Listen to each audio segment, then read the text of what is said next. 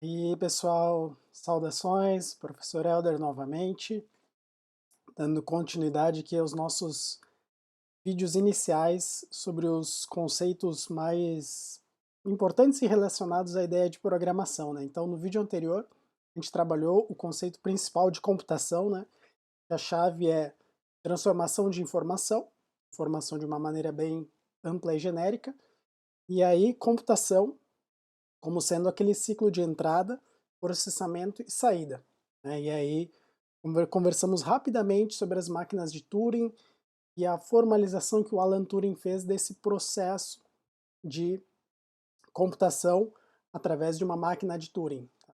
Então nesse vídeo, no vídeo de agora, a gente vai trabalhar a ideia de quem é que faz essa computação, ou seja, o que é o computador, né? Mas a gente não vai ver em detalhe ali o que é o computador, porque é uma arquitetura bem complexa, né?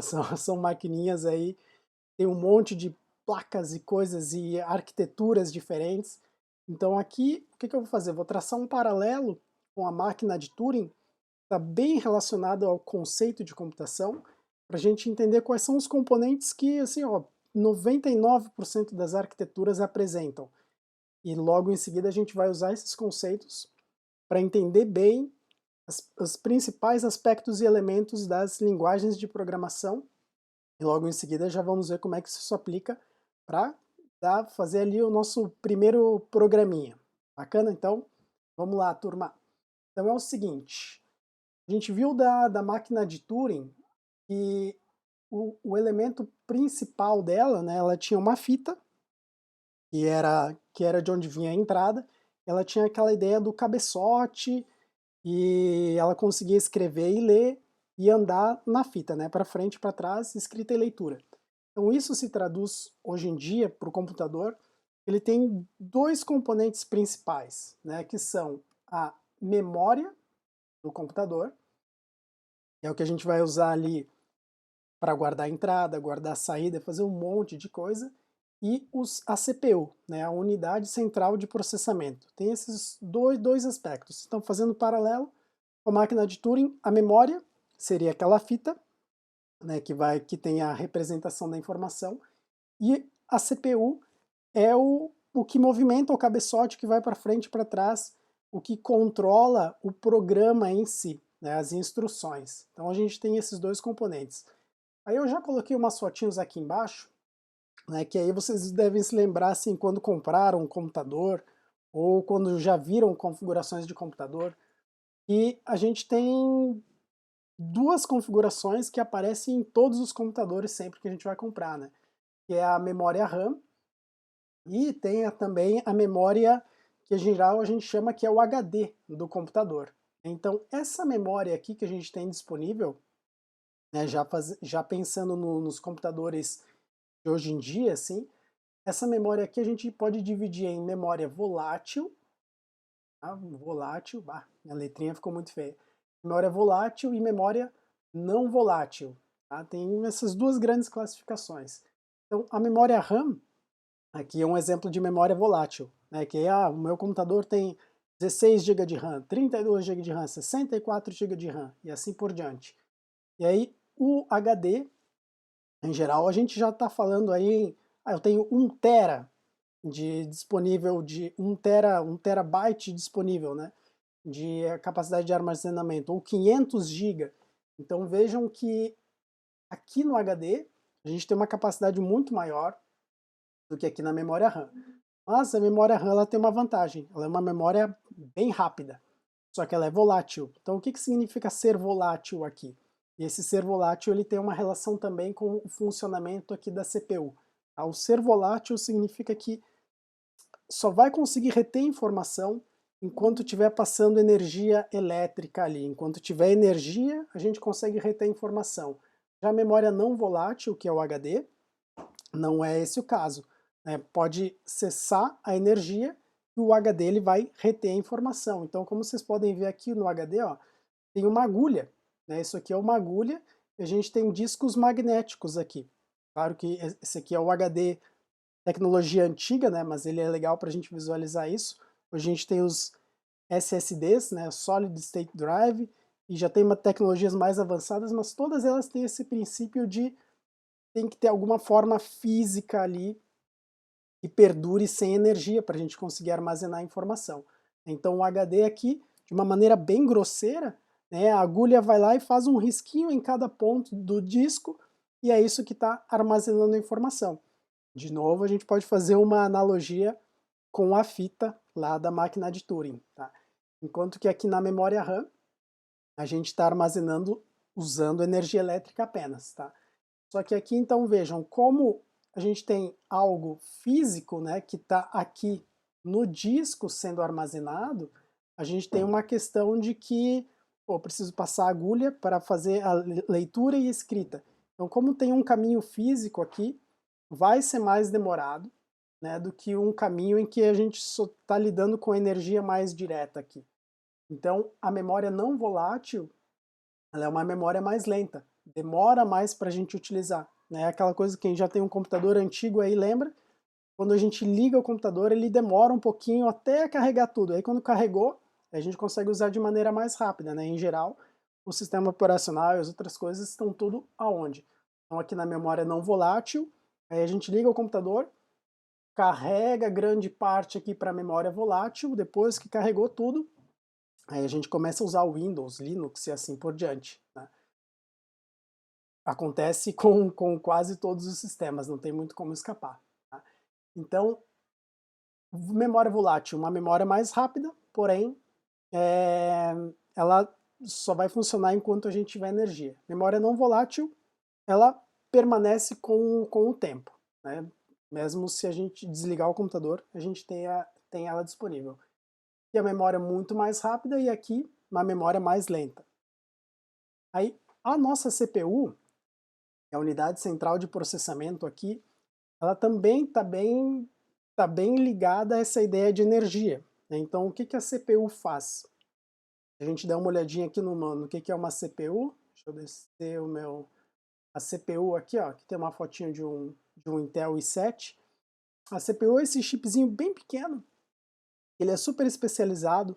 A única coisa que ele faz, essencialmente, né, e sendo bem simplista até, processa um sinal de energia. Então, simplesmente processa no seguinte, assim, tem ou não tem energia? Tem ou não tem energia? Então, que é a nossa codificação que vocês já devem ter visto. Qualquer filmezinho que fale de computação, hacker, sempre aparece alguma telinha lá cheia de zeros e uns eventualmente, né? Matrix tem a cena clássica disso. Então, o 1, que é a representação do tem energia, e o 0 de que não tem energia, né? Então, lá no final, o processador está fazendo isso, né? Processando esse sinal elétrico. E aí, de novo, a gente tem esse vínculo forte com a energia aqui. Então, a CPU, ela vai utilizar uma memóriazinha pequena, que tem internamente aqui, né, que seria como se fosse aquela memória do programa que a gente tinha lá na máquina de Turing. Lembra que tinha um diagramazinho que eu mostrei bem rapidamente? Aquilo lá não deixa de ser uma memória do processador. A gente tem uma memória aqui, que ela é muito pequena, e o nosso CPU, a nossa CPU, ela também acessa especialmente essa memória volátil aqui, que ela é um pouco mais rápida do que essa. Mas a CPU está numa velocidade bem mais avançada do que todas, do que essas duas memórias aqui, desculpem. E aí, este caminho aqui, que eu coloquei essa seta, né, de leitura e escrita na memória, quem é o responsável por isso hoje em dia são as placas-mãe. Né? Então eu até coloquei uma figurinha aqui de uma placa-mãe para a gente só conversar. Ó. Então a placa-mãe, o que acontece? A placa-mãe é quem faz esse meio de campo. Então aqui está o processador, né, que aí quando vocês compraram um computador ou já viram um computador aberto, em geral a gente nem vê esse chipzinho. Né? Em cima do chip tem um cooler, né, um ventiladorzinho, fica ali para resfriar o processador. Até quando, para quem aí tem um notebook ou qualquer coisa assim, quando vê que começa a carregar muita coisa, né, abriu muitas janelas no Chrome lá, começa a dar um barulhinho no notebook. Né? Esse barulho em geral é a ventoinha do cooler, né, que começa a girar porque aqueceu demais o processador. Então aqui está o processador, pertinho do processador em geral está a memória RAM, né, em geral é esses dois slots aqui, Aqui a gente tem outros periféricos, né? Podemos colocar aqui a placa de vídeo, placa de som, placa de rede, placa Wi-Fi e tudo mais, que podem ser dispositivos até de entrada e saída, né? No caso da rede e do som. Aqui outros periféricos bem relacionados à entrada e saída, mouse, teclado, microfone, USB e assim por diante. Tá? Então a placa-mãe é quem está fazendo esse meio de campo entre a memória, tanto volátil quanto não volátil, e o processador. Tá? Mas isso aqui mais a título de curiosidade. Tá? Então, vamos pensar um pouquinho aqui em quem é que está fazendo esse processamento todo, né? Quem é que está realizando computação, que é a CPU, a Unidade Central de Processamento. Então, a nossa CPU, como eu comentei antes, ela está usando energia, né? Tem ou não tem energia. E essa CPU aqui, ela se divide em basicamente três aspectos, né? A gente tem a unidade lógica e aritmética, tem a unidade controladora e a gente tem os chamados registradores. Tá? É o que, assim, numa versão bem registradores, uma versão bem simplificada, né? Uma disciplina inteira aqui em 2 minutinhos, toda CPU tem esses componentes aqui. Tá? Então, a unidade lógica e aritmética, como o próprio nome diz, é responsável por processar um conjunto de instruções bem restrito de operações lógicas e aritméticas. Né? Então tem a operação lá soma, multiplicação, igualdade e diferença. Tá? Logo em seguida já vou mostrar um trechinho dessas instruções aqui. A unidade controladora é a analogia ao cabeçote lá da máquina de Turing. É quem vai controlar o fluxo do programa. Né? Então vou para cá, vou para lá, vou para a esquerda, vou para a direita, avanço na memória ou não avanço na memória e assim por diante. E os registradores é a memóriazinha do processador. Né? Uma memória, imagine assim, uma memória temporária, uma memória que a gente vai usar quando eu preciso da informação disponível naquela hora. Então preciso fazer um cálculo. Cálculo do quê? Quero somar 1 milhão com 1 milhão e 300. Então esse 1 milhão e esse 1 milhão e 300, eu preciso guardar eles em algum lugar para conseguir realizar a minha operação. Para que a gente consiga fazer isso de uma maneira mais rápida, a gente vai guardar elas aqui nos registradores. Tá? Então a nossa CPU, ela é composta por esses três elementos aqui. Tá? Três elementos. Lógica aritmética, controladora e registradores. E aí, pessoal, a gente começa agora, a gente consegue entrar no assunto de linguagem de programação. Porque vejam o seguinte, então, a nossa CPU processa zeros e uns. Né? Tem energia? Não tem energia. Então, para a gente montar um programa aqui, a gente precisa, né, para eu dar instruções para essa minha CPU, vamos dizer assim, eu quero que você faça uma soma. Aí eu preciso traduzir essa soma para um conjunto de zeros e uns. Então dá para fazer uma analogia com o código Morse. Né? Quem já viu o código Morse, né, que é aquela coisinha de fazer os bips, né, que a gente pode usar para rádio ou uma mensagem de texto mesmo, é parecido com isso aqui. Então eu preciso ter uma representação de tudo aqui em termos de zeros e uns, né, em termos de código binário aqui, que é o que a gente chama de código de máquina. Né? Código de máquina é um código que o meu processador aqui pega esse código e já consegue processá-lo diretamente. Tá? Então, a gente tem um detalhezinho importante aqui, que é o seguinte. Aqui eu trouxe um exemplo. Opa, me perdi aqui com a minha caneta. Para, aí volta. Aqui eu tenho um exemplo de algumas instruções, tá, em código de máquina e a respectivo o que aconteceria numa outra linguagem, que é uma linguagem montadora que eu já vou comentar. Tá? Então aqui, por exemplo, tem a soma do que está no registrador 1 e 2. Tá? Aquele exemplo que eu tinha dado antes. Então se a gente der uma olhadinha, o código de máquina vai ser esse código binário aqui. Tá? Então os primeiros dígitos aqui referem-se à operação, então que é a soma. Depois vem os parâmetros, né? E depois outras outras configurações de como essa operação vai ser realizada. Tá? Então, vejam que para a operação a gente pode até ter uma representação em decimal dela, né? Número decimal que a gente está acostumado. Mas, para o computador, ele vai processar o código binário aqui no final. Tá? Então, mas daí vocês já devem estar se pensando assim, pô, mas que loucura é essa, né? Então quer dizer que eu vou ter que programar e vou ter que escrever esse monte de zeros e uns aqui, que loucura, né? Não quero assim eu não quero, eu também não quero assim. Mas então, pessoal, aí entram as linguagens de programação. Tá? Então, aqui desse código de máquina, que é o nível mais baixo, né, mais elementar, a gente começa a abstraindo e colocando linguagens que vão sendo convertidas lá no final até a gente chegar aqui no código binário. Tá? Então tem uma linguagem que é muito famosa, é o que a gente chama de linguagem montadora, né? Tem várias linguagens montadoras.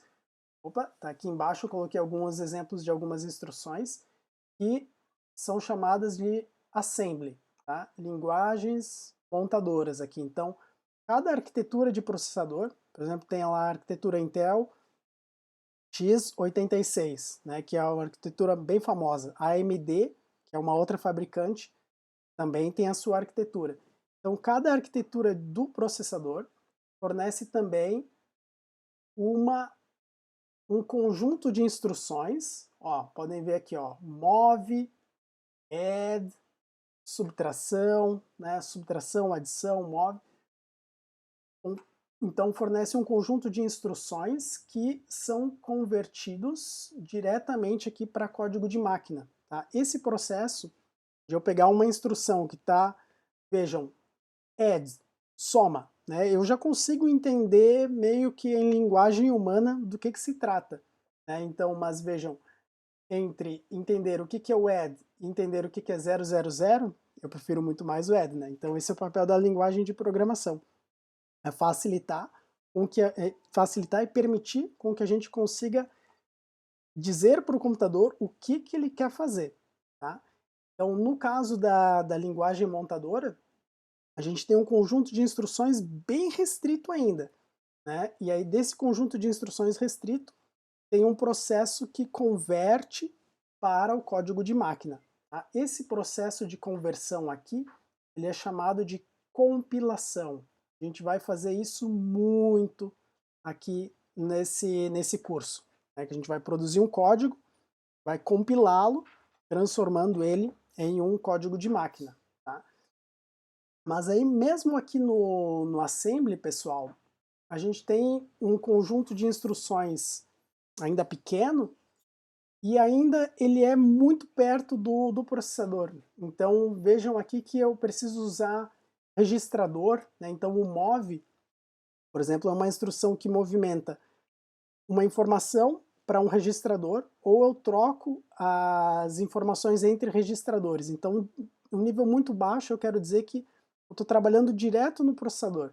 Então, se a gente precisar fazer algo um pouquinho mais complexo, eu vou demorar muito. Né? Então, para eu fazer uma potência aqui, vou ter que ficar usando a soma e dar um jeito de fazer algum laço, alguma repetição com um conjunto muito pequeno de informações. Então, algo que é muito simples, realizar uma potência, vou precisar escrever um programa ali com 20, 30 linhas. Né? Coisa que nas linguagens mais abstratas, que felizmente é o que a gente vai ver, a gente consegue fazer em uma linha, 2 linhas no máximo, assim, dependendo da linguagem e do conjunto de instruções que a gente tiver disponível. Tá? Então aí, pessoal, aqui a gente já começa a conseguir separar as linguagens de programação, já vou mostrar esse exemplo aqui de baixo, entre linguagens de baixo nível e linguagens de alto nível. Tá? Então, no nível mais central aqui, vou fazer de novo, no nível mais central, a gente tem a CPU aqui com o seu código de máquina. Então, tem a CPU, e lê diretamente código de máquina, que é lá os meus 0001, 000 e assim por diante. Tá? E aí, aqui logo por fora aqui do código de máquina, a gente tem as linguagens montadoras, né? O assembly, que facilita com que eu escreva esse código de máquina aqui de uma maneira um pouquinho mais amigável, tá? Mas ainda não é muito fácil, tá? Vocês vão ver que não é todo mundo que se aventura aqui a escrever programas em assembly. Então, esses dois níveis aqui é o que a gente chama de linguagens de programação de baixo nível, tá? O assembly também é considerado uma linguagem de programação de baixo nível, tá? E aí, tudo que tiver aqui para cima, por exemplo, deixa eu trocar aqui, aí a gente tem a linguagem C, depois já vou comentar aqui sobre o C e dizer por que que eu coloco ele entre pontilhadinhos aqui. Então aqui em cima a gente tem o C, depois tem Python, tem Java, tem o HTML, que todo mundo já, se não ouviu falar, já usou e não sabe. Go, tem N linguagens aqui em cima. Tá? São linguagens que a gente chama de linguagens de alto nível. E aí, por que que elas são linguagens de alto nível? Porque o conjunto de instruções dela está mais distante, tá? O conjunto de instruções está mais distante aqui da CPU. E por ele estar mais distante da CPU, ele se aproxima mais da linguagem humana. Mas daí tem um porém, né? E como ele está mais próximo da linguagem humana, ele está mais distante da linguagem da CPU. Então esse processo de compilação, que é o processo de conversão até a gente chegar aqui no código de máquina, ele acaba por, às vezes, produz um pouco de redundância, então ele não vai ser um código que vai estar tão otimizado e específico para este processador aqui. Então talvez ele não rode com tanto desempenho. Aí a gente já vê uma vantagem bem importante da linguagem de programação de baixo nível. Então se eu preciso de muito desempenho, quanto mais desempenho eu precisar, mais eu preciso ir para o baixo nível do meu hardware. Né? Então eu preciso fazer algo bem específico para aquele hardware para eu conseguir utilizá-lo em sua totalidade. Né? Porque as linguagens aqui de cima, elas facilitam bastante, mas elas facilitam com que a gente nos expresse, elas não estão tão preocupadas em desempenho. Né? Mas isso é algo normal, né? Não é nenhum defeito dessas linguagens aqui, uma vez que a ideia principal delas é uma vez que hoje em dia a capacidade de processamento aumenta ano a ano. Né? Então, tendo em vista que a gente tem sempre mais processamento e menos preço, né, para esse processamento, então acaba que não tem tanto problema assim. Né? Mas de repente se a gente vai fazer lá uma aplicação, sei lá, vou fazer uma aplicação para um avião, tá? Vou fazer um programa que controle o computador de bordo de um avião. Pô, beleza? Alto risco aqui, né? Tolerância à falha mínima. Então eu preciso de repente olhar nesse nível aqui, vou precisar fazer alguma programação nesse nível. Ou placa de vídeo, né? Quem aí tem uma placa de vídeo já deve ter percebido que precisa ficar fazendo atualização do que? Do driver da placa de vídeo, que é quem faz a conversão, né? Das instruções lá de alto nível até a gente chegar no processador daquela placa de vídeo. Então fazer o driver, eu preciso usar muitas vezes a linguagem assembly aqui. Para quê? Para extrair o melhor desempenho do meu hardware, tá? E aí eu coloquei aqui a linguagem C, que é uma linguagem de alto nível, mas dentre as linguagens de alto nível, né, tem o C, o C++ e o C Sharp, dentre as linguagens de alto nível, eu diria que ela é uma das mais baixo nível, né, porque ela, não é que ela facilita, mas ela permite com que a gente trabalhe e utilize a memória de formas que fica mais difícil eu fazer isso usando Python ou usando Java. Tá? Então um ponto bem importante aqui das nossas linguagens de programação é essa. Alto nível, mais próximo da linguagem humana. Baixo nível, mais próximo da linguagem direta da CPU. Tá? Então para vocês terem uma noção do que é alto nível e baixo nível, então lembrem o seguinte, ó, aqui tem exemplo de baixo nível, né, o nível mais baixo de todos, que é o código de máquina. Tá? Aqui seria a programação na linguagem assembly, em que eu vou usar comandinhos muito simples. E se a gente der uma olhadinha aqui num programa em Python, muito simples, a gente pode ver que, se a gente parar para ler, ele começa a fazer sentido, né? Então vejam aqui, ó, comando print, basta a gente traduzir, ó, imprimir. Então estou usando o quê? Mecanismo de saída, tá? Imprimir. Se eu olhar aqui, def, define, né? Então a gente consegue fazer as associações mais facilmente aqui com o que é a instrução da linguagem e o resultado dela, tá? Então for, para, né, uma estrutura de repetição, return, uma instrução para retornar algo, para informar algo, né? Então seria o fim do processamento, lembram lá? Entrada, processamento e saída? Então o return a gente pode usar para a saída. Tá? Então vejam que o conjunto de instruções aqui ele é tão mais complexo que eu não consigo nem expressá-lo montando uma lista. Então se vocês derem uma olhadinha em conjunto de instruções do assembly, vocês vão ver que a gente consegue colocar eles numa tabela.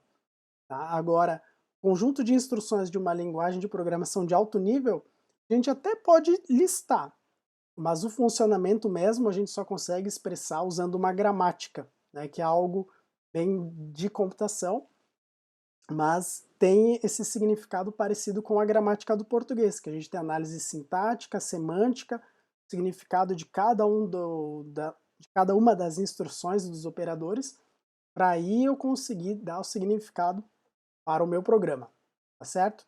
Então, linguagem de baixo nível, linguagem de alto nível. Aqui a gente tem um exemplo de um programa em Python, tá? E aí vejam que agora a gente já consegue até entender o que é um programa, né? Então esse aqui é o último conceito desse vídeo. O que é um programa? Vejam que aqui eu tenho um exemplo de um programa. Ele nada mais é do que a gente usar o conjunto de instruções, né, disponível pela minha linguagem para realizar algo. Então um programa é o que vai realizar aquele elemento do meio, que é o processamento. Ele sempre é escrito usando instruções de alguma linguagem de programação. E o que a linguagem de programação entrega? Entrega esse conjunto de instruções para que eu represente o meu programa. Quanto mais próximo do processador forem esse conjunto de instruções, mais baixo nível ela vai ser. E o oposto, né, quanto mais perto da linguagem humana, mais alto nível vai ser essa linguagem. Legal, pessoal? Então, nesse videozinho, mais um conceito aqui do que é o computador e os elementos principais, sendo eles memória e processador. Aí depois a gente chega nas linguagens de programação que acabam usando esses dois conceitos principais, de memória e de processador, e das instruções que tem ali disponível. Bacana? Aí no próximo vídeo, a gente vai ver algo que fica um pouquinho diferente aqui, que é o que o Python e o Java utilizam. É que o Python e o Java, eles não geram código que vem direto aqui para a CPU. Eles têm meio que uma máquina virtual, né? São linguagens interpretadas. Então no próximo vídeo, a gente começa a conversar sobre isso, sobre linguagens interpretadas, e já vê o exemplo no Python, tá? Que é a linguagem que a gente vai usar aqui durante esses vídeos e durante esse semestre. Legal, pessoal? Então, espero que tenham aproveitado. Caso tenham dúvidas, coloquem nos comentários, me contatem e nos vemos no próximo vídeo. Até mais!